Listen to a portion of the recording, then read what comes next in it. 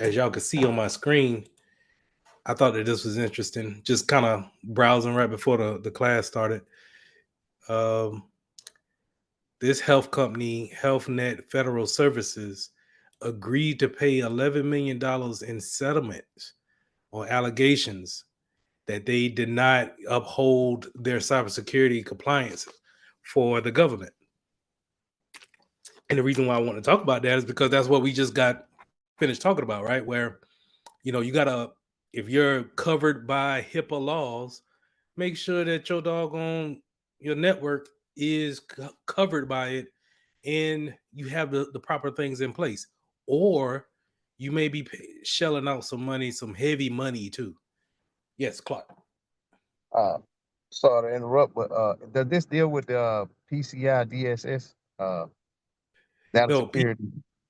PCI DSS is a different regulation for a payment card. The cards, okay, that's what the PCI for payment card industry. Payment So card like, industry. okay, Payment card industry, and DSS is, I think, distribution something security system. or data security or something like that. I got you. Yeah. But I remember normally once I see PCI DSS, it's the only one that's hyphenated. I automatically think credit cards. Got you. But Right. HIPAA, I think, HIPAA is really kind of is going to be word for word when it comes to, not word for word, but a one for one when it comes to healthcare. That's the name that's the regulation you're always going to hear thrown around. But so this company was doing things for the government, TRICARE wise, and anybody familiar with the military knows that TRICARE is the end all be all of all medical um, uh, healthcare.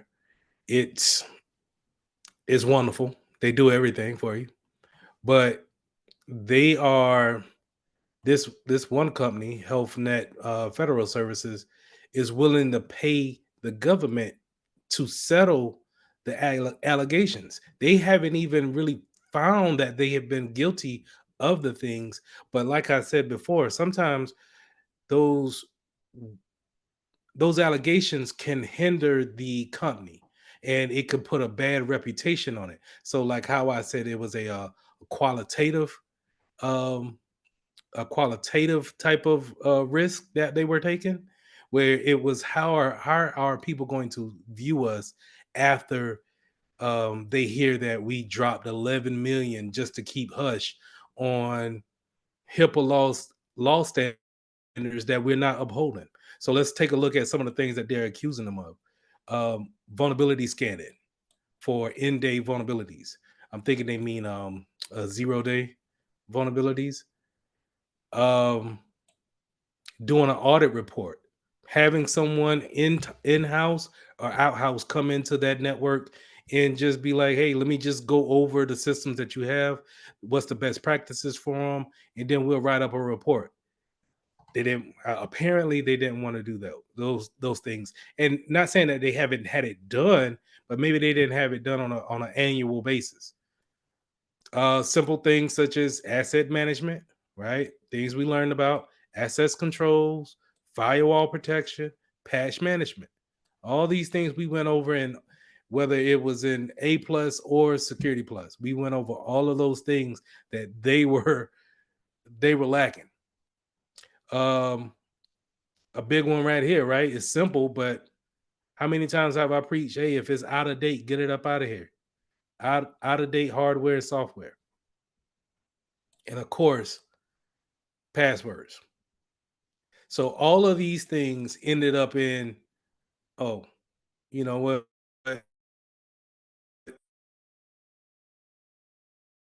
We'll deny everything. And we say that we had no data breaches either, right? But guess what? We still will go ahead and shell out 11.2 just to kind of, let's put this behind us.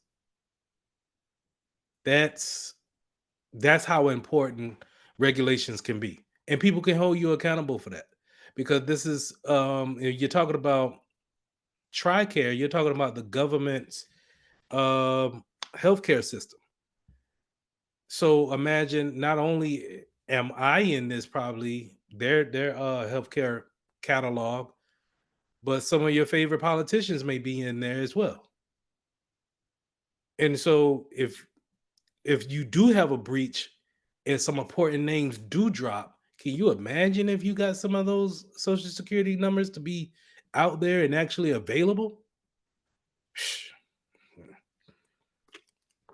So I could see how they could drop 11 million just to be like, hey, let's get this behind us and let's keep it moving.